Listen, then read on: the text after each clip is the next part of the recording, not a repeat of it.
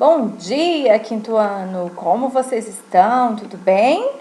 Bem-vindos à nossa segunda videoaula dessa semana. Hoje, quinta-feira, e é o último dia do mês de setembro, dia 30 de setembro de 2021. Então, hoje nós estamos dando tchau, tchau para o mês de setembro. E amanhã, em nossas avaliações, já estamos dando oi, né? Falando oi para o mês de outubro, que estará iniciando amanhã. Bom, meninos, hoje então, dia 30 de setembro, vamos dar início, né? Nessa quinta-feira, porque o início nós já fizemos na terça-feira de duas correções aí das revisões. Então, hoje, agora, essa primeira aula dando início à sequência das correções.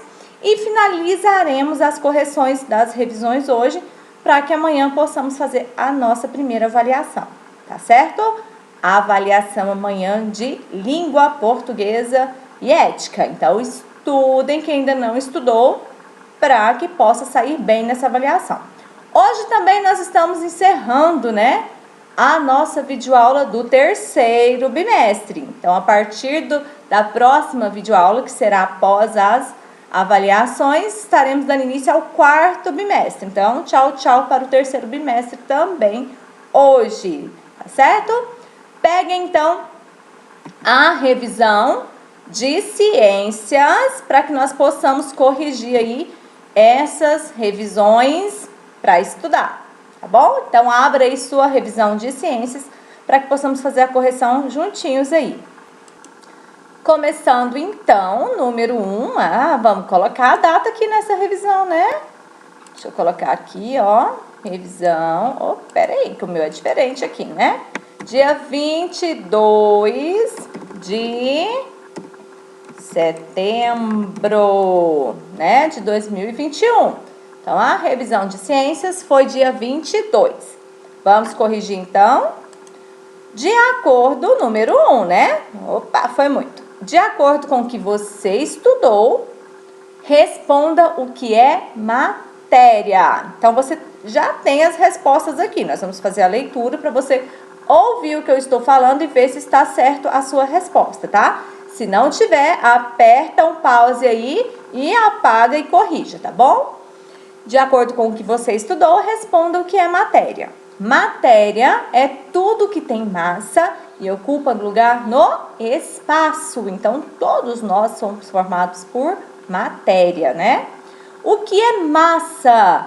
Massa é a quantidade de matéria presente em um corpo. Então, tudo que tem massa ocupa lugar no espaço é a matéria. E tudo que tem, né, a quantidade de matéria em um corpo é a massa.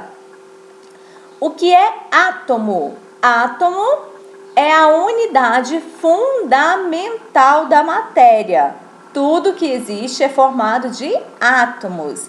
Se você perdeu essa videoaula, volta lá e assiste ela, porque é muito, muito importante você ter acompanhado a videoaula. Agora não há explicação, porque a explicação já foi feita. Nós estamos apenas fazendo as correções dessas perguntas, tá? Número 4. Quais são os estados físicos da matéria? São 3, né, meninos? Ó, então, a matéria pode apresentar em diferentes estados físicos, como sólido, líquido e gasoso. Então, a matéria ela está presente nesses 3 estados. Número 5. Assinale a alternativa correta. Qual que é a característica comum de toda matéria? Os objetos possuem apenas massa? Essa é a característica da matéria? Toda matéria ocupa o mesmo lugar no espaço? Não, né? A matéria tem massa e volume. Essa é a opção correta. Número 6. Relacione a segunda coluna de acordo com a primeira, levando em consideração as propriedades gerais da matéria, né? Então, letra A. O que divide a matéria? Qual a propriedade da matéria que divide ela em partículas extremamente pequenas? O nome já fala, divide ela, é a de visibilidade. Então, aqui você vai colocar a letra A, tá? Reduz, o volume da matéria quando ela é submetida a determinada pressão. A letra B, reduzindo, tá o quê? Comprimindo ela. Então, é a compressibilidade. Mostra que dois corpos nunca podem ocupar o mesmo lugar no espaço ao mesmo tempo. É a impenetrabilidade. Se um está, o outro não entra, né? Não penetra lá. Impenetrabilidade. Devolve a matéria ao seu volume inicial após cessar a força que causa a compressão. Lembra do elástico que eu mostrei para vocês, ó. Puxa ele, soltou, devolveu a elasticidade dele. Então, é a elasticidade, isso mesmo, letra D. Número 7. Ligue as propriedades da matéria aos quadros que as identificam. Então, aqui você tem já o significado, você vai só ligar ao que ela pertence, ó. Qualquer tipo de matéria pode ser dividido, olha o que fala. Por isso que eu falo para vocês, prestem muita atenção no enunciado da atividade. Em porções cada vez menores, sem que isso altere suas propriedades. Assim, se você reduzir toda a água contida em uma jarra a gotas minúsculas, suas propriedades não mudarão. Isso é o quê? A gente tem uma jarra, vai tirando aquela jarra, vai tirando com conta-gota, de gotinha em gotinha. Vai mudar ela, a propriedade? Não vai, mas vai reduzir a forma, não é? A quantidade lá que você está colocando. Isso é uma divisibilidade, né? Dois corpos nunca podem ocupar o mesmo lugar no espaço ao mesmo tempo. Impenetrabilidade. Inclusive, na número 6 já respondia isso, né? Qualquer tipo de matéria pode ter seu volume reduzido pela ação de forças externas. Quando essa força deixa de atuar, a matéria retoma seu volume inicial. É a compressibilidade. Lembra que a gente ainda falou do balão? Você pega um balão de ar e aperta ele, quando você solta ele não volta? Compressibilidade, isso mesmo. Número 8. O que é dilatometria? Dilatometria é a ciência que estuda a dilatação dos corpos. Então, é o meio de se estudar, né? O nome que se dá a quem? As ciências que estudam a dilatação dos corpos. Número 9. Marque V para as afirmativas verdadeiras e F para as afirmativas falsas. Quando aquecemos um determinado líquido, o recipiente também dilata. Verdadeiro, né? Os líquidos possuem forma. Falso, né? Os líquidos não possuem forma. Lembra que a gente ainda colocou na garrafa, que é vários modelos de garrafas lá, porque o líquido ele não tem forma, o recipiente que ele ocupa que possui a forma. Dilatometria é a ciência que estuda a dilatação dos corpos. Acabamos de responder essa, então é verdadeiro. Na dilatação superficial dos sólidos, apenas uma dimensão sofre alteração quando aquecida, o comprimento. Falso, né? São todas as dimensões. 10. O que é força da gravidade? Quem a descobriu? Então, a força da gravidade, a gente até falou isso em sala de aula ontem, né? Que ainda me falaram assim, professora, quem descobriu aí a gravidade, né? Essa força da gravidade? Isaac Newton, né? Muito bem. Então, a força da gravidade é a força que atrai todos os corpos para o centro da Terra. Se deixa algo cair, não está caindo proposital. É o centro da Terra que está, a força que tem da gravidade que está atraindo para o centro da Terra. Quem descobriu foi Isaac Newton, né? Grande físico inglês. Número 11. Descreva o campo magnético da Terra.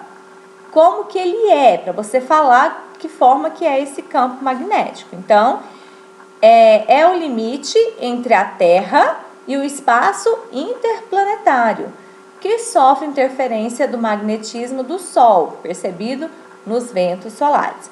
Bom, como assim, professora? O campo magnético da Terra é o espaço, né? Vamos dizer assim, tem a Terra e aquele espaço onde que ela está, né? Ocupando. Então, que sofre as interferências aí dos ventos solares, né? Então, quando você sente aí esse vento bem quente, né? Os ventos solares aí, com esses raios ultravioletas, é justamente sobre o campo magnético da Terra. 12. Descreva o que está pedindo aí, né? Vamos lá, ó. Letra A. Transformação física da matéria. O que são as transformações físicas da matéria? A transformação física da matéria são aquelas em que a constituição do material não muda. Que é no caso que a gente falou da água, quando ela gela, quando ela esquenta novamente, ela não muda, nada nela muda, né? Transformação química da matéria são aquelas em que a constituição do material muda. Por quê? Porque ela sofre alteração, como o nome mesmo está dizendo, química. Número 13. Explique o que são transformações reversíveis. Então, transformações reversíveis são transformações que podem ser desfeitas, né? Então, lembra que a gente falou do papel. Então, pega o papel, amassa ele todinho. Você abriu ele não voltou a ser um papel, ele mudou a forma, mas não a composição dele, aquela transformação dele. Agora, quando você queima ele deixou de ser um papel? Deixou, ele virou cinzas, não foi? Então, é o caso das transformações irreversíveis. Então, o que são transformações irreversíveis? São transformações em que o material transformado não pode voltar a ser o que era, ou seja, não podem ser desfeitas. 14. Quais são os elementos necessários para que aconteça a combustão? Cite exemplos.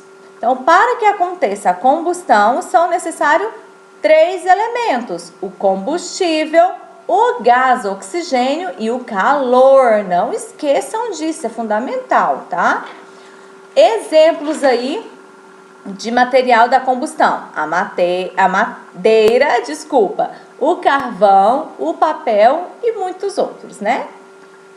O que é combustão? A gente perguntou aqui quais são os elementos necessários para que aconteça. Mas o que é a combustão? A combustão é uma reação química que promove a liberação de calor para o ambiente e tem o fogo como resultado. 16. Como pode ser classificada a mistura? Em 2 partes, né? 2 partes não, classificada em 2 tipos. Então, a mistura pode ser classificada em homogênea e heterogênea. 17. Escreva abaixo os meios de separação da mistura. Os meios de separação da mistura são todos aqueles que você estudou. Solução, quando se usa o solvente, né? Evaporação, decantação, destilação, filtração, tamização ou peneiração e catação ou escolha. Número 18. Marque V, né? Quando as afirmativas forem verdadeiras e F quando falsas. Nas misturas heterogêneas, podemos perceber que o aspecto de uma parte difere do aspecto da outra, ou seja, é diferente do aspecto da outra. Verdadeiro, né? Na heterogênea. Por quê? Porque mesmo que você pega ela lá e se mistura, quando ela para de mexer, você vê cada uma das partes dela, né? Então, cada uma fica diferente da outra, verdadeiro. Letra B. O mais comum é encontrar as substâncias misturadas umas às outras, formando novas misturas, verdadeiro. Para separar os componentes de um suco de laranja, utilizamos a peneira para separar os caroços e o bagaço presentes na fruta. Verdadeiro, né? O suco de laranja, o meio dele é a peneiração, né? Feijão, arroz, óleo e água são exemplos de misturas homogêneas? Não. Falso. São heterogêneas, né? A água do mar, o refrigerante e o leite são exemplos de substâncias heterogêneas? Também não, né? Eles se misturam aí por completo, são homogêneos. Então, essa é falsa. 19. Defina as formas de energia. Energia cinética, como que ela é feita, né? A energia cinética, de que ela é feita? Então, a energia cinética é a energia dos movimentos. Aquelas da turbina do avião, né? Energia térmica. é a energia desprendida do calor, também conhecida como calorífica.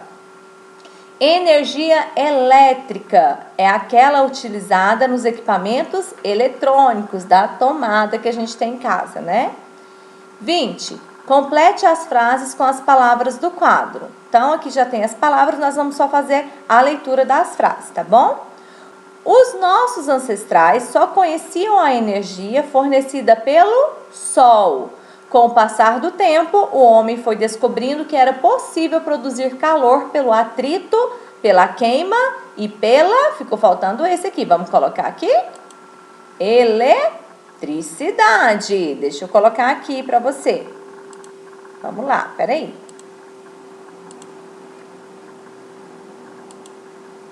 Só um pouquinho mais para cima aqui.